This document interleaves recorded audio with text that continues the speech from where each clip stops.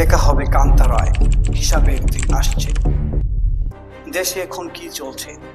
একটা মেয়ে আকর্ষিত হয়, আমরা কিছুদিন শোক করি, তারপর ভুলে যাই। রাজনীতি, ক্ষমতার লড়াই, সিন্ডিকেট, সবাই শুধু নিজের স্বার্থ দেখি। কিন্তু একটা প্রশ্ন, এই অন্যায়ের হিসাব কোথায় হবে?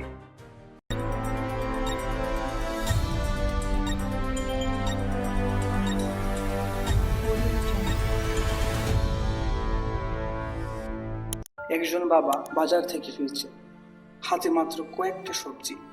ছেলেটা দৌড়ে এসে জিজ্ঞেস করে, আব্বা, মাংস আনোনি? বাবা মাথা নিচু করে বলে, বাবা, দাম খুব বেশি, আল্লাহ রিজিক দিবেন, পরে আনবো।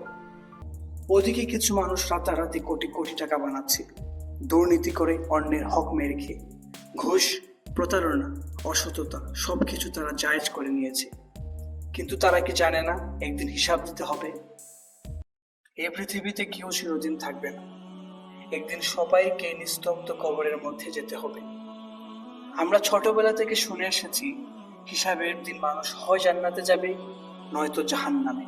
কিন্তু কুরআন বলছে এর মাঝেও আরেকটা জায়গা আছে, যার নাম আরাফ। এখানে থাকবে তারা যারা জান্নাতের জন্য যথেষ্ট ভালো কাজ করেন, কিন্তু জাহান্নামের মধ্যেও ছিল না। আর জান্নাতের ঠিক সামনে আছে আরেকটা জায়গা, আল কান্তারা। এখানেই বান্দার হক সংক্রান্ত বিচার হবে। কল্পনা করুন, একজন জান্নাতের ঠিক সামনে এসে দাঁড়িয়ে আছে। সে নামাজ পড়েছে, রোজা রেখেছে, দান সৎকা করেছে, কিন্তু সে মানুষের হক নষ্ট করেছে, কারো টাকা মেরেছে, কারো মানহানি করেছে, কারো প্রতি অবিচার করেছে।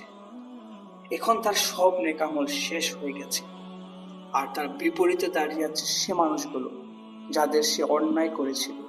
আর সে জান্নাতের একদম দোরগোড়ায় থেকেও পা রাখতে পারছে না। আমার রাসূল সাল্লাল্লাহু আলাইহি সাল্লাম তাকে ডেকেছেন মুফলিস বা দেউলিয়া। ইসলাম আমাদের শুধু নামাজ রোজার শিক্ষা দেয়নি, ইসলাম আমাদের বলেছে সত্য প্রতিষ্ঠা করো, অন্যায় রুখে দাঁড়াও, মানুষের হক আদায় করো। রাসূল সাল্লাল্লাহু আলাইহি সাল্লাম বলেছেন একদিন সবাইকে হিসাব দিতে হবে। তুমি যদি কারোর সাথে অন্যায় করো, তাহলে তোমার নামাজ, তোমার রোজা, তোমার দান সৎকার সব চলে যাবে অন্যের কাছে। তাই সাবধান। আজ যদি আমি অন্যের হক নষ্ট করে থাকি, তাহলে এখনো সময় আছে, ক্ষমা চাই। যাকে কষ্ট দিয়েছি তার কাছে গিয়ে বলি, ভাই, আমাকে ক্ষমা করো, অন্যায় ছেড়ে দিই, কারণ দেখা হবে কান্তারায়।